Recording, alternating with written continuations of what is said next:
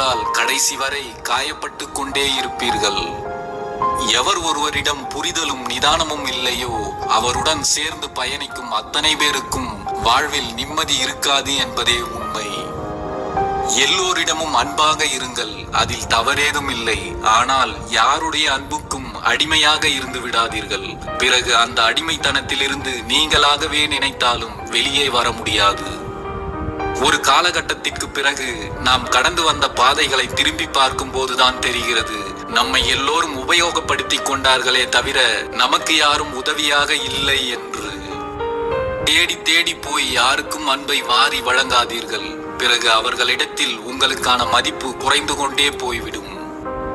எதையும் நீ தேடி போகாதே. உனக்கு தகுதி இருந்தால் அதுவே உன்னை தேடி வரும். நீயாக தேடி போய் கொடுக்கும் எது ஒன்றும் உன்னை விரைவில் உதாசீனப்படுத்திவிடும். உங்களின் உண்மையான அன்பை யாராவது சந்தேகப்பட்டால் அவர்களிடம் வார்த்தைகளால் நிரூபிக்க முயற்சி செய்யாதீர்கள். மௌனத்தால் தண்டனை கொடுத்துவிட்டு விலகிச் செல்லுங்கள். அன்பு காட்டி ஒருவரின் ஆசையை தூண்டிவிட்டு பின்பு அவரை அவதிப்பட வைக்காதே. உன்னால் காயப்பட்டு நிற்பவரின் வேதனை உன்னை என்றேனும் ஒரு நாள் வதைக்கும் என்பதை நினைவில் வை.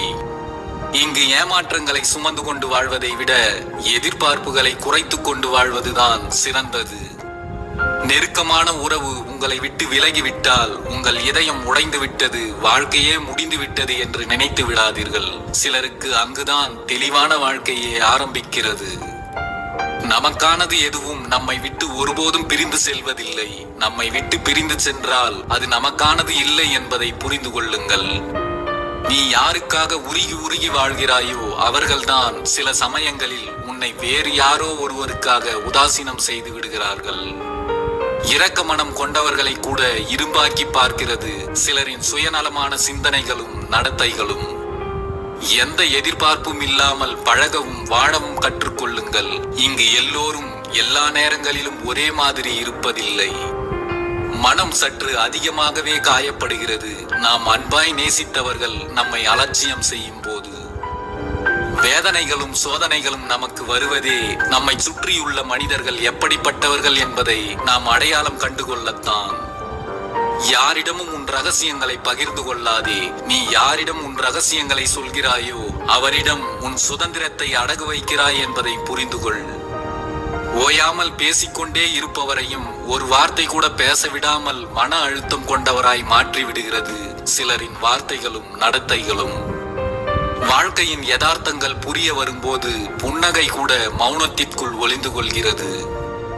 சொந்தம் என்று சொல்லிக்கொள்ள 1000 உறவுகள் இருந்தாலும் பணம் என்னும் ஒன்று நம் கையில் இருந்தால்தான் அந்த 1000 உறவுகளும் நம்மை மதிக்கும் என்பதே யதார்த்தம்.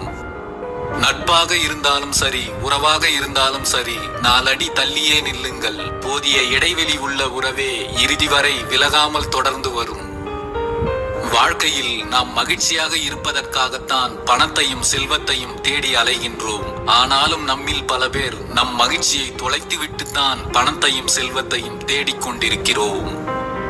உன்னை குறை சொல்பவர்களுக்கு விளக்கம் சொல்லி உன் நேரத்தை வீணடிக்காமல் அவனவன் மனம் போல் எப்படி வேண்டுமானாலும் நினைத்து கொள்ளட்டும் என்று சிரித்துக்கொண்டே நகர்ந்து விடுவதுதான் நல்லது. நான் இல்லாமல் போகும்போதுதான் என்னுடைய அருமை உனக்கு புரியும் என்று சொல்பவர்களின் வார்த்தைகளில் ஏகப்பட்ட ஏமாற்றங்களும் பல எதிர்பார்ப்புகளின் நிராகரிப்புகளும் தான் இருக்கும் என்பதை புரிந்து கொள்ளுங்கள்.